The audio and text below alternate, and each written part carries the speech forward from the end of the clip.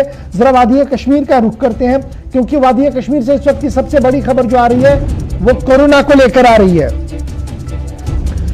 Covid को लेकर बड़ी खबर सामने आ रही है कि कोविड केसों में एक बार फिर इजाफा देखने को मिल रहा है और कश्मीर घाटी के अंदर दो अहम तरीन अस्पताल जिन्हें कोविड के लिए बनाया गया था, सीडी अस्पताल और कश्मीर नर्सिंग होम के अंदर लगातार अब पेशेंटों की भर्ती हर दिन गुजरने के साथ बढ़ रही है।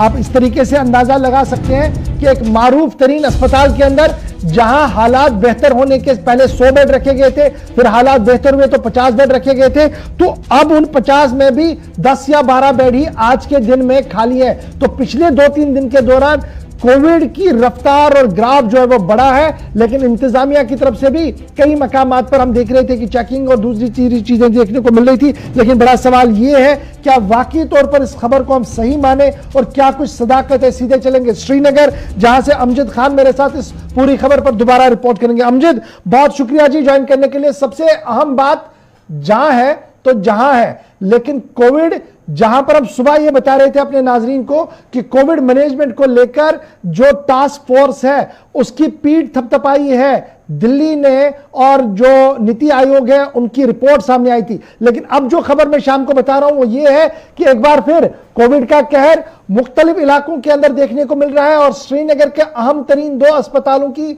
सूरत हाल ये है कि अब बेड कैपेसिटी लगभग फुल होने जा रही है।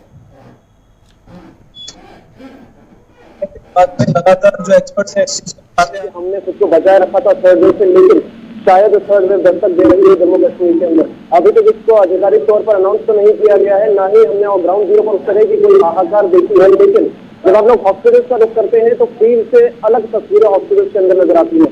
Prime hospital, Kashmir nursing home और सीडी हॉस्पिटल, जहां पर सबसे पहले ट्रीटमेंट कोविड की शुरू हुई जम्मू कश्मीर के अंदर, और सबसे पहला जो कोविड हॉस्पिटल डेडिकेटेड बना, सीडी हॉस्पिटल बना। आज के समय पर वहां पे 50 बेड कोविड डेडिकेटेड है।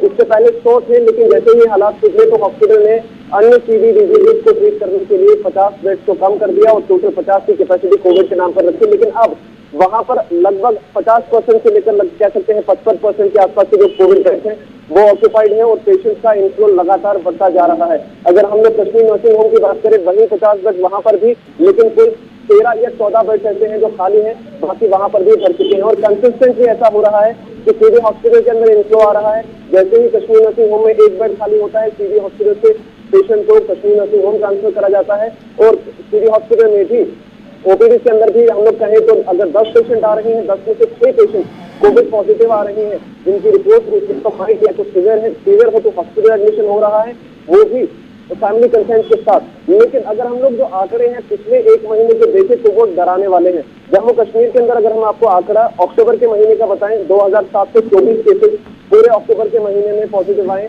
और उसमें भी देखा गया कि लगभग केसेस जो है वो कह सकते हैं कि 100 के आसपास रहे। लेकिन अभी तक का अगर नवंबर का अगर हम आपको बताएं, लगभग कह सकते हैं 2350 के आसपास केसेस अभी तक 17 तारीख तक पॉजिटिव आ चुके हैं। नवंबर के महीने में शुरुआती कुछ दिन जब 98 या 99 केसेस पॉजिटिव रहे, उसके बाद मैक्सिमम डेज अभी तक 150 के आसपास का आंकड़ा रहा है। कुछ दिनों में उससे ज्यादा रहा, कुछ दिनों में उससे कम, लेकिन average 150 cases positive per day पूरे जम्मू कश्मीर यूनियन टेरिटरी के अंदर आ रहे हैं। अच्छा जी, आप डॉक्टरों के साथ भी बात कर रहे थे, तो ये बताइएगा जो कंसर्न डॉक्टर्स हैं अस्पतालों के अंदर, दोनों अस्पतालों के अंदर, श्रीनगर के अहम तरीन अस्पतालों के अंदर, उनका मानना है कि जो वैक्सीनेटेड लोग हैं वो इसका शिकार हो रहे हैं, या जो आधे वैक्सीनेटेड है या बिना वैक्सीनेटेड अभी भी है उनकी ज्यादा तादाद है इसमें? क्या कुछ वो सर्वे सामने आ रहा है, क्या उस पर कोई बात कह पा रहे हैं?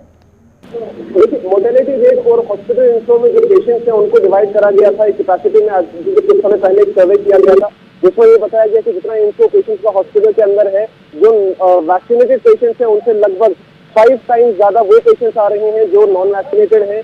और मोर्टेलिटी रेट यानी डेथ रेट में भी लगभग 5% वो लोग ज्यादा हैं, 5 टाइम्स वो लोग ज्यादा हैं जिनका वैक्सीनेशन नहीं हुआ है।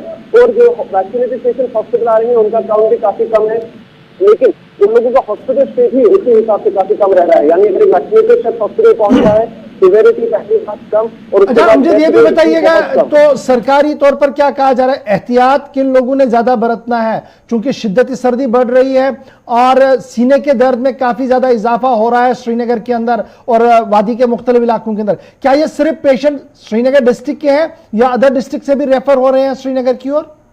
देखिए, अगर हम लोग जो भी डेटा दिया गया जो होता है सरकार का उसको देखें तो उसमें हमें देखने को मिलेगा। अगर हम लोग आपको आखिरी 17 नवंबर का ही डेटा बताएं तो इसमें भी ऐसा कोई भी डिस्ट्रिक्ट नहीं है जहां पर केसेस जीरो हो, यानी हर डिस्ट्रिक्ट से केसेस पॉजिटिव आ रहे हैं। उसमें मैटर ये करता है कि सिवियरिटी कौन से डिस्ट्रिक्ट में किस पेशेंट की कितनी है, उसके हिसाब से उसको रेफर किया जाता है। या फिर जो पेशेंट डायरेक्टली हॉस्पिटल यहाँ सिविल हॉस्पिटल आ रहा है, क्या वो पहले से कोविड टेस्ट कराकर आया था या नहीं आया था, वो चीज मैटर करती है। क्योंकि जब से हम सिविल हॉस्पिटल की बात करें और विंटर्स की अगर हम स्पेशली बात करें, लोग कॉमन कोल्ड, फ्लू और कोविड-19 में डिफरेंशिएट नहीं कर पा रहे हैं। ये सबसे बड़ा कंसर्न है। लोगों को लगता है कि आम जुकाम है, खांसी है, फीवर है, इसलिए वो घर पर होम रेमेडीज करते हैं, घर पे खुद की सेल्फ ट्रीटमेंट करते हैं। लेकिन जब वो केस सीवियर हो जाता है, आउट ऑफ कंट्रोल हो जाता है, फिर वही पेशेंट हॉस्पिटल पहुंचते और मालूम पड़ता है कि ये शख्स तो काफी समय से कोविड का शिकार था। इस तरह की होम रेमेडीज से बचने के एडवाइजेज हैं। और इसके साथ साथ जब भी छोटे से छोटा सिम्टम मिले डायरेक्ट अच्छा, क्या कोई एडवाइजरी स्टेट हेल्थ डिपार्टमेंट की तरफ से कर दी गई है इस पूरे मामले पर? जिस तरीके से अब हम देख रहे हैं,